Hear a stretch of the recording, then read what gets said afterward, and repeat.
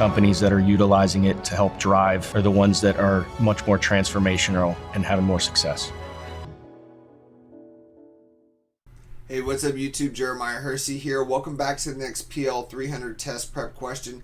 Today we're going to be talking about connecting Power BI into a database. Now there are several databases that are already set up for connection directly through Power BI, but today's question really deals with what happens when we don't have the availability to connect into a database that we're using in Power BI. What options do we have available? So we're going to start off in Power BI and take a look at some of the databases that we have available to us. Let's go ahead and get started.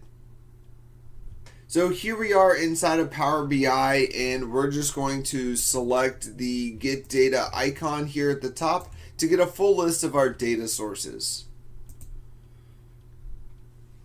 So as we're connecting into a database, we're going to see this option for database here on the left hand side, so you can select the database option to see a full list of databases that are supported inside of Power BI.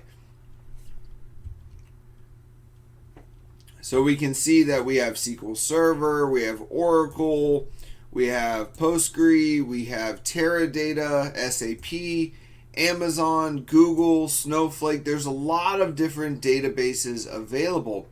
But the question today really deals with, what if we do not have one of these pre-selected databases available? What if we're using a database that doesn't have the option to connect directly into that database? And so what we can search for is ODBC. We can see that there is an ODBC connector here. And so an ODBC connector allows you to connect into a database using a specific driver. So it allows you to import data from a third-party driver by specifying the data source name or connection string. And you can also specify a SQL statement to execute against that ODBC driver as well. Now we also have an OLE driver. So an OLE database driver, this is designed to connect to Microsoft databases and other third-party databases as well. And so depending upon the database that you're using, you're going to have the availability to use one of these other connection options in order to access your database. If you have a web-based data source, you can use the OData connection string. So we have this OData feed. This is designed to connect to web-based data sources. And so as we have an understanding of what these data sources connect into, let's go ahead and take a look at our test prep question. The question says that you attempt to connect Power BI Desktop to a Cassandra database. From the Get Data connector list, you discovered that there is no specific connector for Cassandra database. You need to select an alternate data connector that will connect to this database. What type of connector should you choose? So as we look at this, we have to have an understanding of what these different connectors allow us to do. So let's go ahead and take a look at this first one, a Microsoft SQL Server database. So Microsoft SQL Server database is specifically designed to connect into SQL Server. And so we know that we are connecting into a Cassandra database, which is not a SQL Server database. And so with this first connector option, we automatically realize that we're not going to be able to use option A because, once again, Microsoft SQL Server is specific. So we are not going to be able to use this option A because, once again, that is specifically designed to connect to SQL Server databases. The next one is an ODBC connector.